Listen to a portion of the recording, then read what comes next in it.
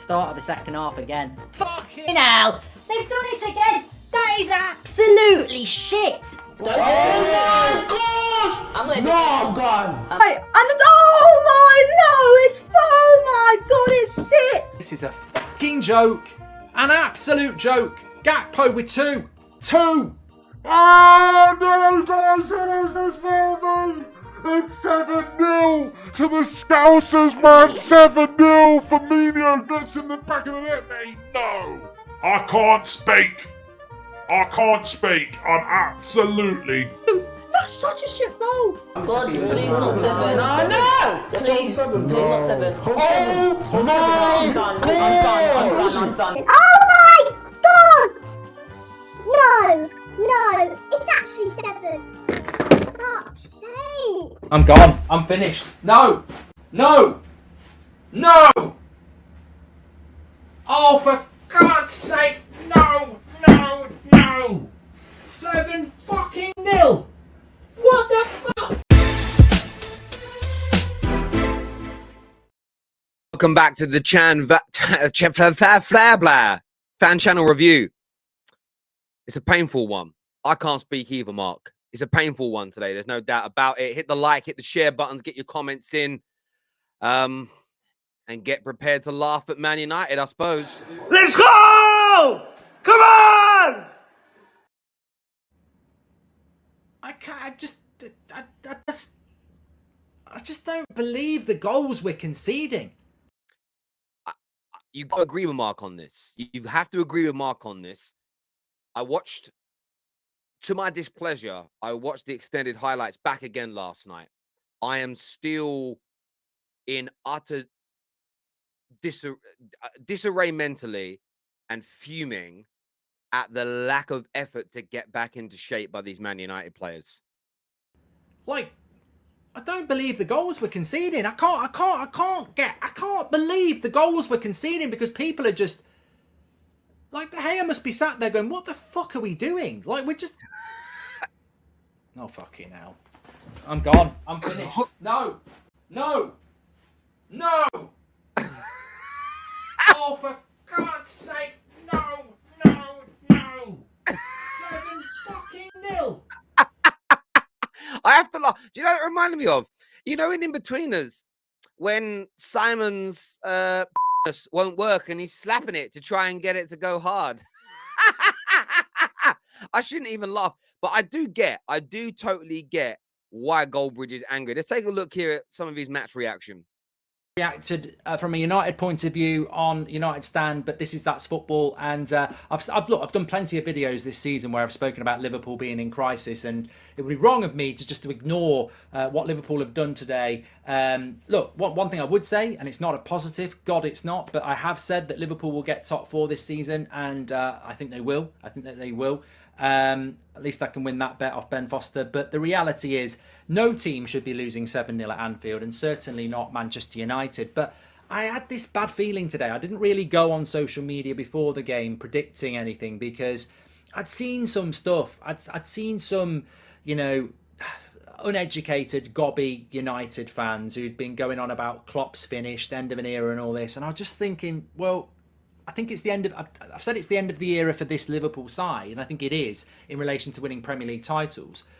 But I don't think it's the end of an era for Klopp. And that's a good point by Mark. Like, I'm someone who definitely maybe got caught short with this in terms of looking like the team wasn't working hard anymore. They were falling apart. Look, time's going to tell for Liverpool for the remainder of this season. But I think Mark pulls on a great point.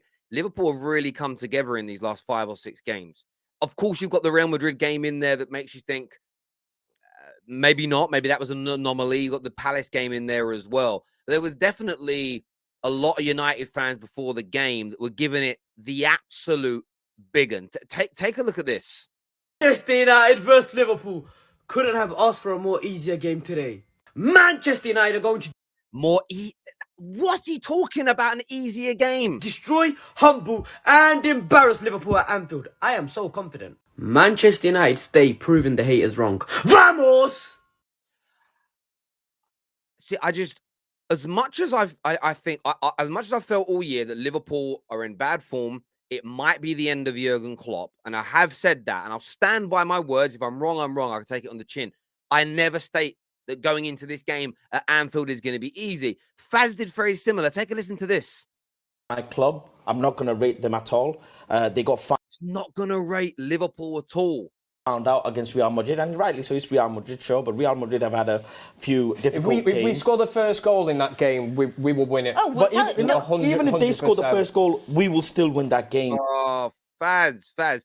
I get your tribal and I get you love Man United, but this is Man United versus Liverpool. Just look at the history of this game at Anfield. In 30 years, we've had one sort of what I would call superior dominant performance, Juanfield, once in 30 years. Fergie invariably lost there. Invariably came, even when we won, it was almost smash and grab to a degree. Come on, Faz. Liverpool are beyond diabolical, and long may the downfall of Liverpool continue, because I want to see them just finish. You just want finish. You just want that little guy off TikTok to get. Faz, listen, I get it. I know you love the club, but bro, oh no, what's he done to himself? What's he done? Oh! This is Manchester United got destroyed, humbled and embarrassed at Anfield 7-0. We conceded 6 goals in the second half. Embarrassing performance. That was absolutely embarrassing. This was retired Manchester United legs playing today. Retired legs. Listen, bro, the only thing embarrassing was your pre-game build-up. We can all get predictions wrong.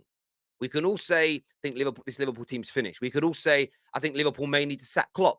That's an opinion you can get wrong. But when it comes to that level of arrogance, the level of arrogance before the game, we're going to smash you, we're going to rip you apart, this game is easy, no way we lose. Come on.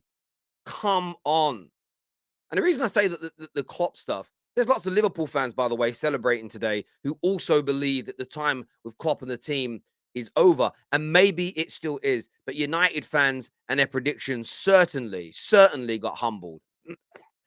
Beyond humble. Wait for it. Wait for it. Wait for it. Wait for it. Wait for it. Wait for it. Wait for it. Wait for it. Wait for it.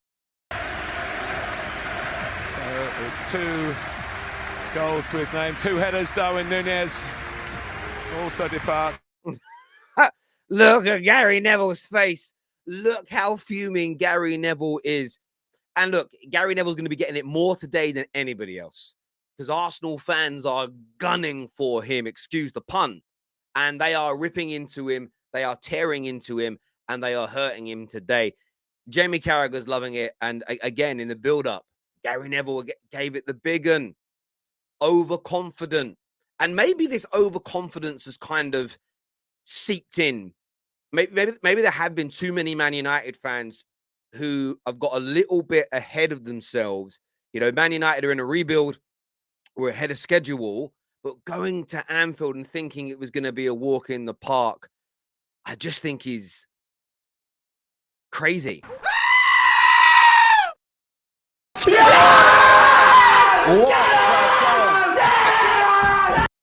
Look at Aaron. Look at Aaron's face. I got sent this clip because for Aaron, I felt sorry for him yesterday.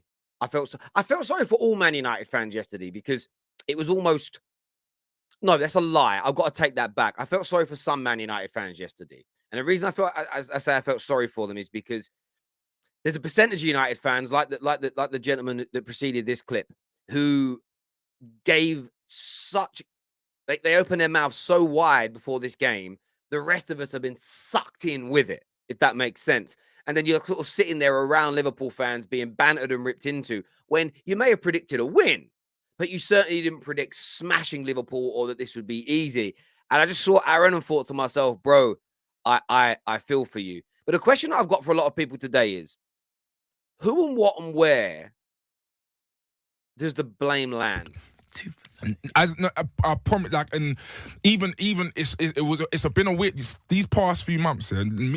Kind of showed any weakness in Ten Hag after his performance, or that wasn't on the manager, that was on the players. So is that what you're saying? So for you, Ten Hag's got nothing to blame about this. It wasn't the manager who capitulated, yeah, wilted in the face of adversity. That's on those players. Where was the leaders? So every time he makes decisions and it goes right, it's Ten Hag. But when they don't, he picked the team that won the cup final a week ago.